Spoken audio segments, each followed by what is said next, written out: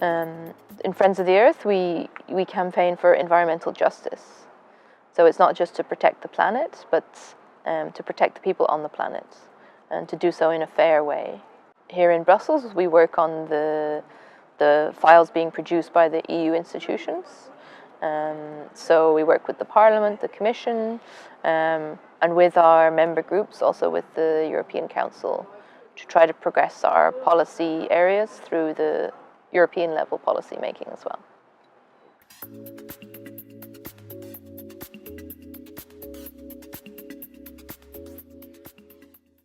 Yeah, wow, that's a really important question. Actually, I don't know if I completely know the answer to it. I think that given the current political context and the current strength of the market framing and the market ideology, I would even say, amongst European decision makers, it's kind of the system that we're stuck with. And indeed, many of our allies in the renewables industry, they say that if there was a level playing field, so a market that wasn't distorted by fossil fuel subsidies, that itself would take care of the energy transition.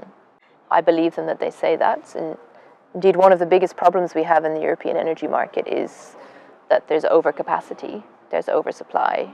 We've kind of built the new energy system, or started to some extent to build the new energy system, without properly dismantling the old system. And now no new energy capacity is built without some kind of subsidy.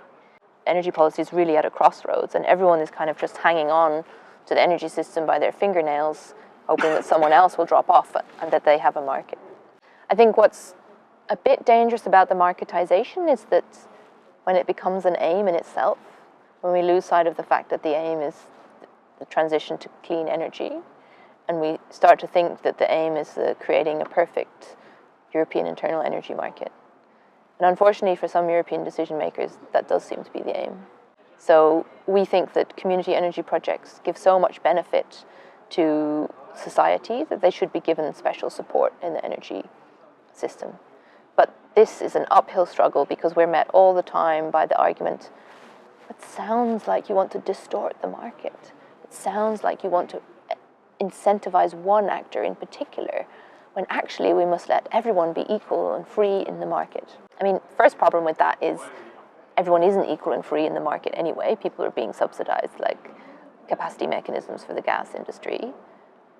The second problem with that is we design markets. We're policymakers.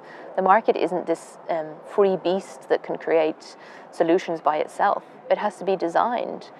We don't accept a completely free market in energy because it would mean sometimes we couldn't turn our lights on. We regulate, we design the market, as we should do.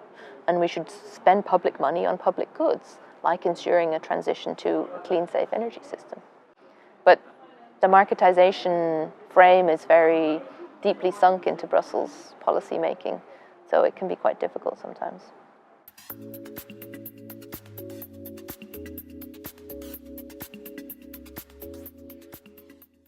I think they're a really powerful actor. I think they're actually an unstoppable actor. There's a sustainability advisor for IKEA, and he likes to tell a story about how now people walk into IKEA to buy towels and they leave with solar panels, because with a relatively small investment, they can get free energy. Like, I think the prosumer movement is pretty unstoppable. For sure, it will face more or less barriers. But what we really want to incentivize and make sure it happens is the community level. Because there, people can work collectively to overcome inequalities within a community.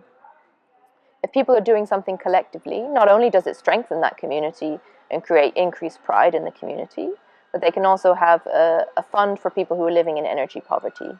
The rich can redistribute a little bit their income, so that those people who are living in the area who need a bit of help to buy insulation for their houses, or who need a small amount of a free electricity allowance, then they can be looked after. It also brings economic benefits to the local area more than prosumers do.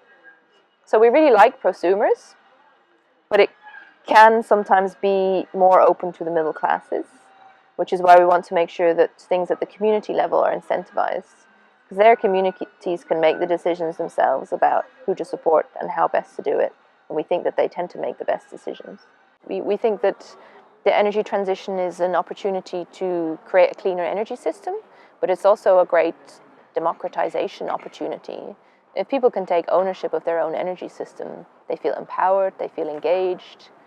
And I think the current worrying rise of populism across Europe is a result of people feeling disengaged and distanced from decisions that affect their lives. Getting people involved in those decisions is one of the best ways to ensure social cohesion and that we don't lose people to populism.